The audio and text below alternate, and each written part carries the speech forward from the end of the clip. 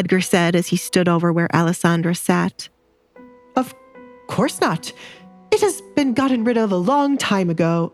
As I recall, you took quite a few of them. I would hate to know your younger daughter has gotten her hands on them.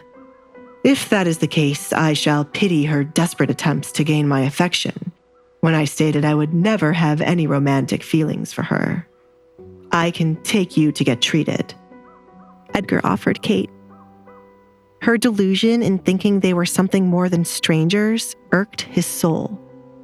I would have been able to take you at the same time I would have taken Alessandra's kitten to be healed, but it has unfortunately passed away. To be thrown against something is quite painful. Isn't that right, Baron? Edgar subtly recalled his earlier conversation with the Baron. Yes. Desmond could still feel the pain from being thrown against Alessandra's door by Edgar. No offense, Duke Edgar, but you cannot waltz into our home and get involved with our family issues.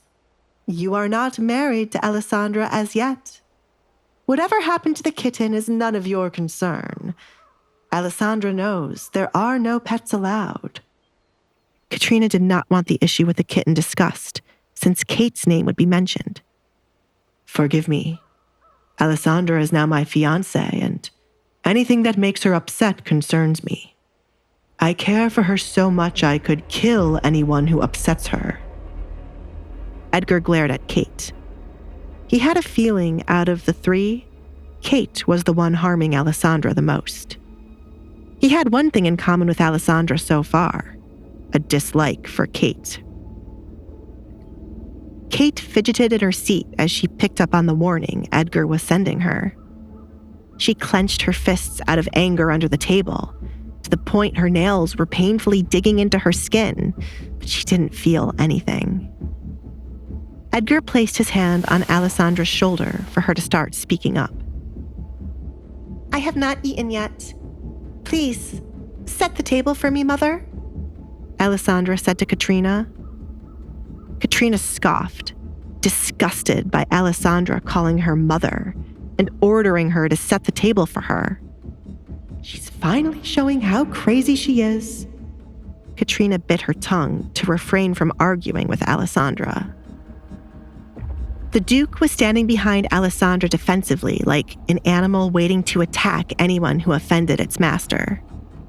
Katrina had many things to say to Alessandra, but she would wait for when the Duke left. Katrina, do it now. Desmond felt like he was the only one seeing the gravity of the situation they were in. The Duke, for some reason, was smitten by Alessandra, which meant they could not trouble his daughter or Edgar might truly kill them. Desmond knew the true face of Edgar Collins, unlike his wife and daughter. The man was merely toying with them right now, but once he got bored, his true personality would show up. Thanks to the punishment, I have not eaten since yesterday morning. You have to hurry before the food becomes cold, Mother. Alessandra made sure to add emphasis to the word mother to get under Katrina's skin. She planned to make this house uncomfortable for the three of them, just as it was for her. I will be back. Katrina suddenly didn't mind leaving, since she needed to grab hold of something to break. Why aren't there maids stationed in the dining room to fetch whatever you need? Asked Edgar. He knew the Baron was running low on funds, but he did not know it was this bad. Why did the idiot just throw a party when he could have used that money to hire more workers or to invest in something? Desmond's forehead continued to sweat as he felt embarrassed. If you had given me a notice you would be arriving, I would have placed the maids in here to serve you and Alessandra well. You're saying I should have given you a heads up so you could place an illusion as if you have many workers? Edgar saw right through Desmond's. Alessandra smiled, enjoying her father being called out and the sight of him unable to talk back to the Duke.